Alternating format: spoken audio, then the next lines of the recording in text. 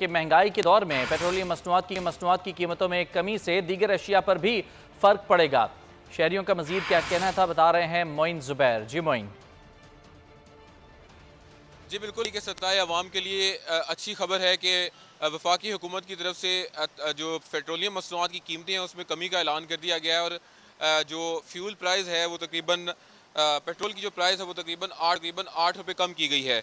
यहाँ पर लाहौर के शहरी इस पर क्या रद्द-ए-अमल देते हैं, उनसे बात करते हैं। 332 रुपये, कोई फ़र्क नहीं है। 8 रुपये का क्या फ़र्क है, कुछ रिलीफ नहीं है।